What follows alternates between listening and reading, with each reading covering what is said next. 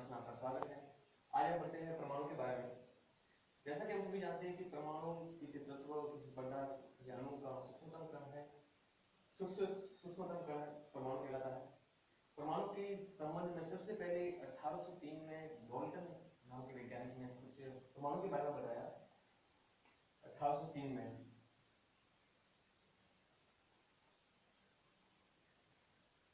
Dalton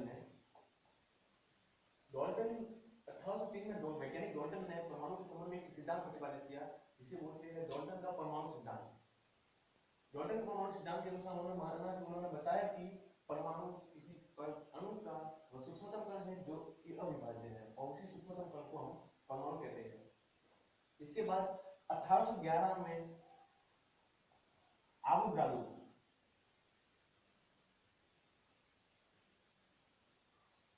ने परमाणु की संरचना के बारे में बताया। आवोगाड्रो ने बताया कि परमाणु अणु का वह सूक्ष्मतम कण है जो कि किसी रासायनिक अभिक्रिया में भाग तो लेता है किंतु वह स्वतंत्र रूप से स्थायी नहीं रह सकता, जबकि परमाणु वह सूक्ष्मतम कण है जो स्वतंत्र रूप से स्थायी रह सकता है। और आवोगाड्रो के अनुसार किसी 1 ग्राम में पदार्थ के 1 ग्राम में अणुओं की संख्या होती है वो कि 6.022 × 10⁻23। और उन्हीं आवोगाड्रो के अनुसार किसी परमाणु की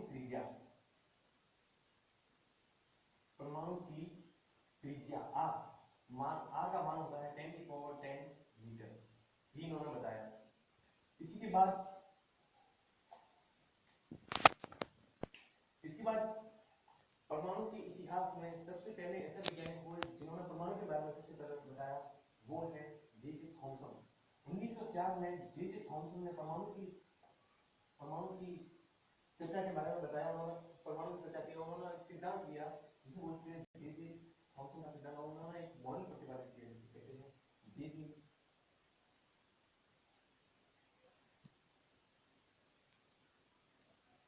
थॉमसन का परमाणु मॉडल। 1904 में उन्होंने एक मॉडल प्रतिपादित किया, उस मॉडल का नाम था पलम-पुलिन मॉडल।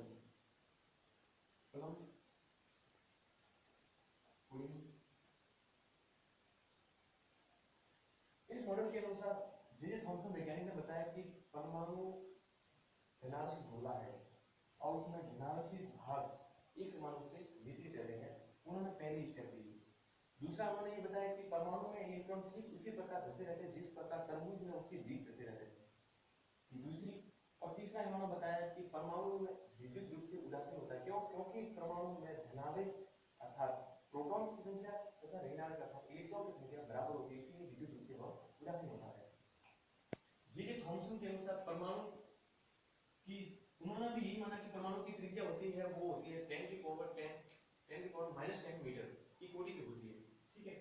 और इसी के बाद दूसरे वैज्ञानिक हुए जिन्होंने परमाणु की संरचना के बारे में पता लगाया, वो थे रदरफोर्ड। 1911 में रदरफोर्ड और उनके शिष्यों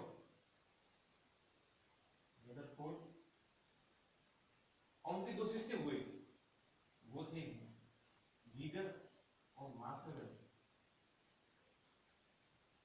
1911 में रदरफोर्ड और उनके 2 शिष्य गीगर और मार्शल ने परमाणु की संरचना के बारे में पता लगाने के लिए एक प्रयोग किया, वो है अल्फा किरण प्रयोग। उन्होंने एक सोने की पन्नी ली और सोने की पन्नी पर 20,000 अल्फा कणों की बौछार करवाई और प्रयोग के दौरान उन्होंने कुछ प्रेक्षण देखे। प्रेक्षण ये थे, सबसे पहला प्रेक्षण ये था कि 20,000 कणों में से अधिकांश कण है वो सोने की पन्नी को पार नहीं कर पाए, अर्थात वो आर पार हो गए। दूसरा प्रेक्षण उन्होंने ये देखा कि सोने की पन्नी में कुछ कण ऐसे थे जो कि कुछ कोण पर विचलित हो गए, अर्थात एक कोण इस प्रकार, एक कोण इस प्रकार, मतलब किसी न किसी एंगल से विचलित हो गए। और तीसरा प्रेक्षण इन्होंने ये देखा कि 20,000 कण में सिर्फ एक कण ऐसा था जो कि जिस मार्ग से आया और पुनः उसी मार्ग में लौट गया। उन्होंने इस परीक्षण के आधार पर उन्होंने कुछ निष्कर्ष निकाले। सबसे पहला निष्कर्ष था कि जो अधिकांश कण सारे अंतर पारगमित हो जाते हैं। उन्होंने इसके आधार पर एक निष्कर्ष निकाला कि परमाणु का अधिकांश भाग खोखला होता है, इसलिए कुछ कण सीधे निकल गए और पारगमित हो गए। दूसरे प्रेक्षण के आधार पर उन्होंने निष्कर्ष निकाला कि परमाणु में कहीं न कहीं ऐसे धनावेश भाग ऐसे रहते हैं जहां से रदरफोर्ड मतलब अल्फा कण जो कि चूंकि खुद एक धनावेशी कण है अल्फा कण, और वो अन्य धनावेशी कण से टकराने के कारण वो किसी न किसी अल्फा कोण से विचलित हुए। और तीसरे प्रेक्षण अर्थात जब एक कण वापस पुनः अपनी दूसरी दिशा में लौट जाता है, उस प्रेक्षण के आधार पर उन्होंने निष्कर्ष निकाला कि परमाणु का अधिकांश धनावेशित भाग एक सूक्ष्मतम भाग के रूप में परमाणु का धनावेशित भाग उसके केंद्र में स्थित होता है और जिसे बोलते हैं हम नाभिक। और उसी नाभिक से एक कण वो उसी नाभिक से टकराता है और उसी नाभिक से टकराने के कारण वह पुनः उसी दिशा में लौट जाता है। इस प्रकार रदरफोर्ड ने अपने इस अल्फा कण प्रयोग में उन्होंने कुछ एक निष्कर्ष बताया जो कि कूलॉम के नियम को बताता है, सिद्ध करता है कूलॉम के नियम को। रदरफोर्ड के अनुसार धनावेशित अल्फा कण और धनावेशित नाभिक के मध्य लगने वाले प्रतिकर्षण बल का कारण उन्होंने कूलॉम के नियम को बताया। अर्थात कूलॉम के नियमानुसार r और थीटा के मध्य ग्राफ ये होना चाहिए।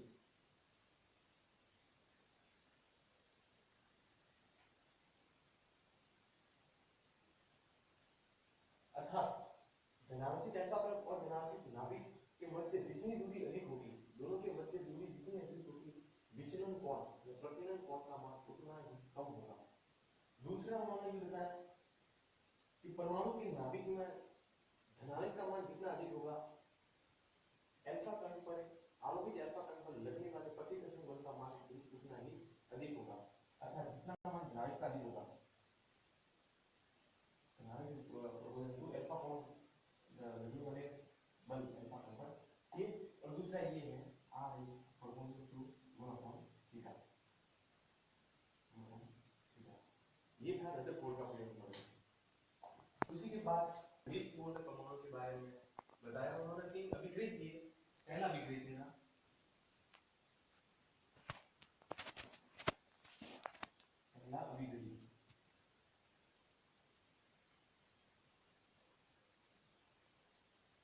इस पहले अभिक्रिया के अनुसार नील्स बोर ने बताया कि इलेक्ट्रॉन नाभिक के चारों ओर वर्ताकार कक्षा में चक्कर लगाता है और इस चक्कर के दौरान इलेक्ट्रॉन के अभिकेंद्रीय बल का मान होता है mv²/r। अभिकेंद्रीय बल का मान इलेक्ट्रॉन और नाभिक के मध्य लगने वाले वैद्युत बल होता है kZe²/r²। इलेक्ट्रॉन नाभिक के मध्य लगने वाले अभिकेंद्रीय बल का मान और वैद्युत बल का मान एक दूसरे के बराबर होते हैं। ये था पहला अभिक्रिया। और पहले अभिक्रिया में नील्स बोर ने बताया कि इलेक्ट्रॉन नाभिक पर आवेश का मान, नाभिक के धनावेश का मान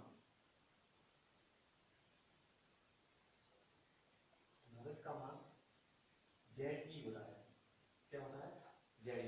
इसके बाद बताया दूसरा अभिक्रिया।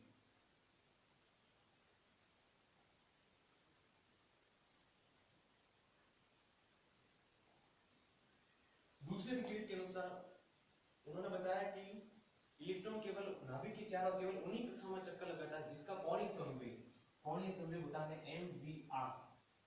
कोणीय संवेग का मान h/2 का पूर्ण गुणज होता है।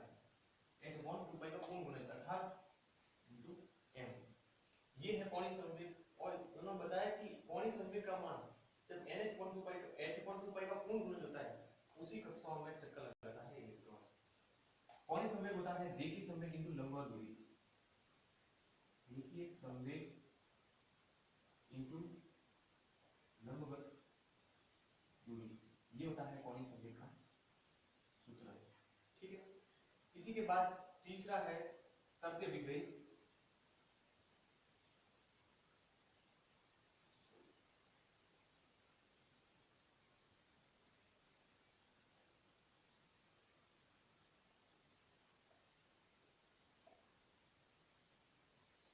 तीसरे विज्ञान के अनुसार बताया उन्होंने कि जब किसी इलेक्ट्रॉन को ऊर्जा दी जाती है तो वो ई ऊर्जा ग्रहण कर अपनी मूल अवस्था से उत्तेजित अवस्था में चला जाता है। लेकिन उत्तेजित अवस्था में इलेक्ट्रॉन क्योंकि अस्थायी होता है, इसलिए अपने स्थायित्व के लिए वो पुनः उसी ऊर्जा का उत्सर्जन करके अपनी मूल अवस्था में लौट आता है। और इसी प्रकार माना इलेक्ट्रॉन की मूल ऊर्जा स्तर, माना इलेक्ट्रॉन की मूल ऊर्जा है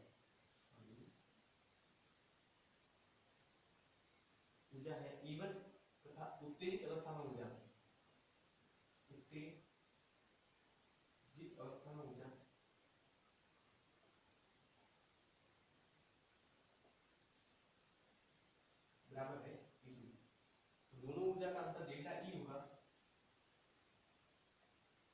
E2 माइनस E1। और चूंकि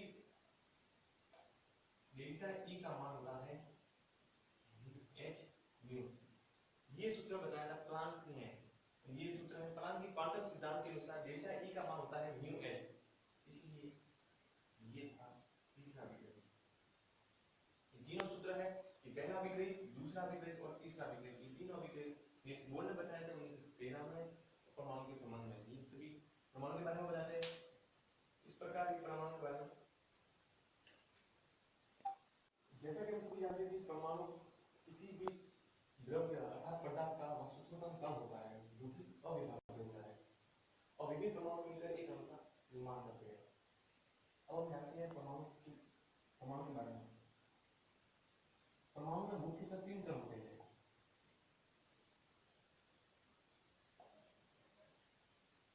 किसी भी परमाणु में मुख्यतः तीन क्रम होते हैं। मुकर्ण है प्रोटॉन, न्यूट्रॉन और तीसरा है इलेक्ट्रॉन। ये परमाणु में मुख्य तीन क्रम होते हैं। प्रोटॉन होता है वो विद्युत रूप से धनात्मक क्रम होता है।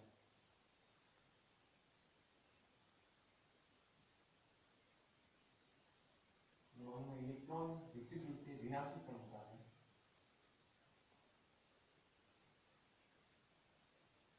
और अंतिम क्रम न्यूट्रॉन जो कि उदासीन क्रम होता है।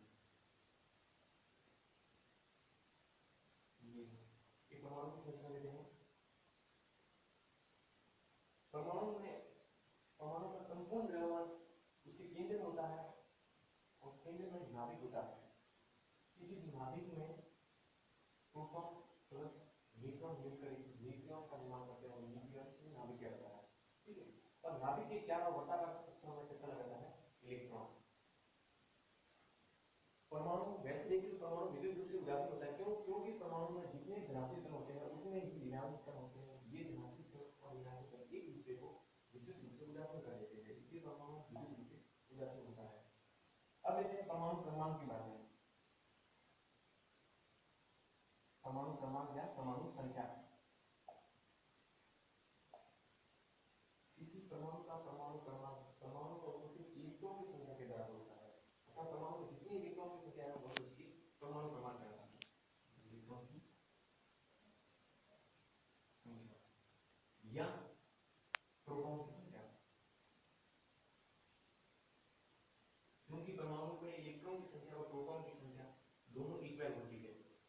दूसरा है परमाणु द्रव्यमान संख्या।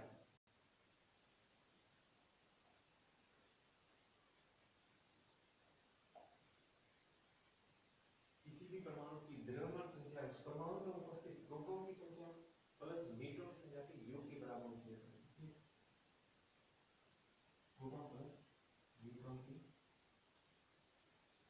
संख्या। ठीक है, ये था परमाणु के बारे में।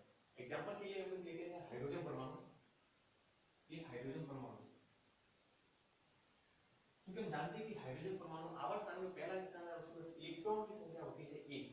मान लो ये हाइड्रोजन परमाणु है, ये हाइड्रोजन का नाभिक है proton plus neutron, proton plus neutron. तो किसी हाइड्रोजन परमाणु में इलेक्ट्रॉन की संख्या 1 है, अर्थात उसमें प्रोटॉन की संख्या भी, इलेक्ट्रॉन की संख्या 1 है तो उसमें प्रोटॉन की संख्या भी 1 होगी और हाइड्रोजन का परमाणु क्रमांक हो गया 1। और हाइड्रोजन की द्रव्यमान संख्या प्रोटॉन प्लस न्यूट्रॉन, क्योंकि हाइड्रोजन में प्रोटॉन की संख्या होती है 1, इलेक्ट्रॉन की संख्या होती है, लेकिन न्यूट्रॉन की संख्या होती है, न्यूट्रॉन होता है 0। अर्थात परमाणु की द्रव्यमान संख्या प्रोटॉन प्लस न्यूट्रॉन 1 प्लस 0 बराबर 1 मिलेगा। हाइड्रोजन का द्रव्यमान संख्या है, क्योंकि द्रव्यमान संख्या क्या होगी?